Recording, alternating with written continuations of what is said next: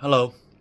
The video that I'm going to show you um, details a lady conveying a story about her father as per him getting infectious diseases on purpose. I know it sounds stupid and sounds odd, but the way her account as per what her father was doing with that really encapsulate how fucking depraved and disgusting most people are, particularly people with those stupid fucking red hats. So just sit back, watch the video, listen to what she has to say, then I'll come back. And yeah, I'm speaking too long, so fuck this intro, but you know what I mean, okay?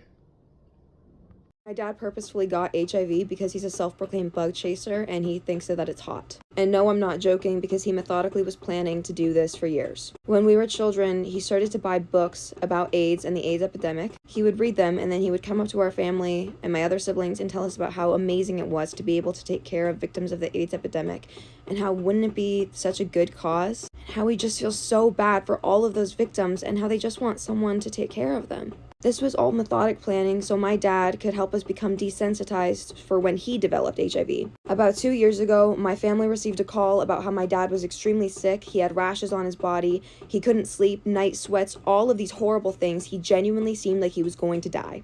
He goes to the hospital a couple of days later, and then we get a call. He had developed 3 STDs, one of them being HIV. Yes, I confronted him about getting it on purpose.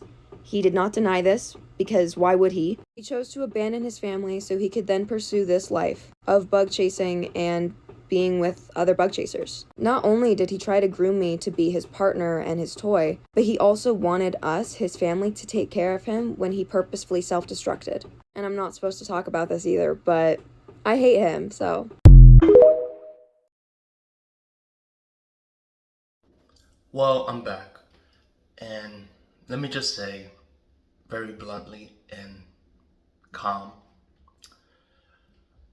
even if that's true, now I'm not judging her story by her father and her interaction with her father, because the way she's conveying it is that her father is a degenerate piece of shit.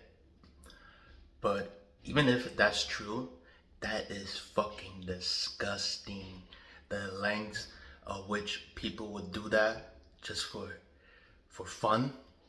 I don't understand the depravity and the mentality in most people. Literally. That's what boggles my mind these days. Like, you can meet anybody in life, let alone in the past few years, that could be calm and rational, right?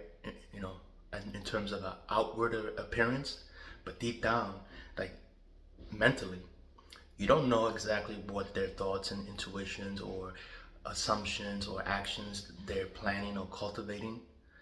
And that's the most disgusting part and the most telling part about most people these days. Like, this is why, like, I have a hard time, and most times I feel very disconnected with people, because you can't tell what people are, going to do, or like what in their reaction would be. It's never about being sincere, or coming having that approach of being sincerity with anybody.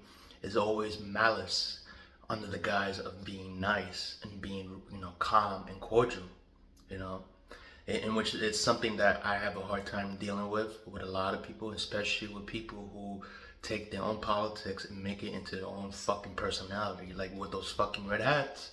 Yeah, because that's a little telling and a little troublesome to understand. Like, why are you so fixated by that, especially with a guy that's currently in office?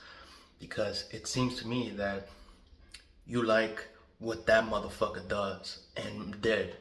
Therefore, you don't care if he's burning the whole country down at all.